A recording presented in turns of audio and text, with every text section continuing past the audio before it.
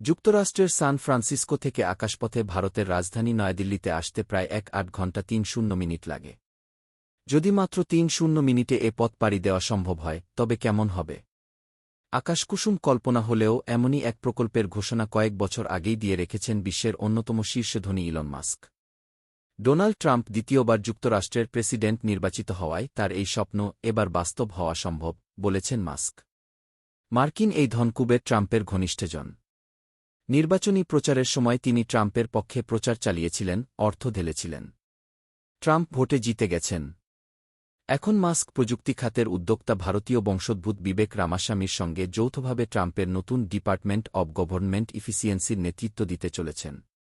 Mask ঘোষণা দিয়েছেন তার প্রতিষ্ঠান স্পেসএক্সের উচ্চাকাঙ্ক্ষী পৃথিবী থেকে পৃথিবী-তে মহাকাশ ভ্রমণের প্রকল্প এবার দ্রুতই বাস্তব রূপ নেবে। প্রায় 10 বছর আগে স্পেসএক্স তাদের স্টারশিপ রকেট তৈরির প্রস্তাব দিয়েছিল।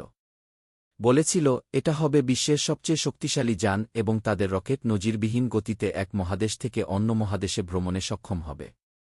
এ নিয়ে এক প্রতিবেদনে বলা হয়েছে স্টারশিপ প্রতিবার 1000-এর বেশি যাত্রী বহন করতে পারবে। সেটি আকাশ ফুঁড়ে অন্ধকার মহাকাশে নয়, বরং কক্ষপথ দিয়ে পৃথিবীর সমান্তরালে উড়ে যাবে।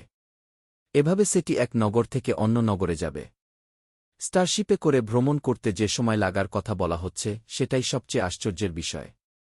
বলা হচ্ছে লস অ্যাঞ্জেলেস থেকে টরন্টো যেতে 2-4 মিনিট, লন্ডন থেকে নিউইয়র্ক যেতে 2-9 মিনিট, সান ফ্রান্সিসকো থেকে নয়াদিল্লি যেতে 3-0 মিনিট এবং নিউইয়র্ক থেকে সাংহাই যেতে সময় লাগবে 3-9 মিনিট। ভ্রমণের এ ধারণা সম্প্রতি সামাজিক যোগাযোগ মাধ্যমে আলোচনার বিষয় হয়ে উঠেছে।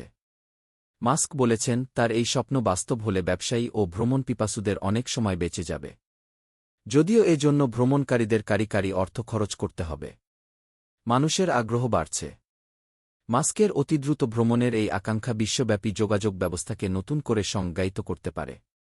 যে আকাঙ্ক্ষা মাত্র কয়েক মিনিটে এক মহাদেশ থেকে আরেক মহাদেশে ভ্রমণকে সম্ভব করে তুলবে।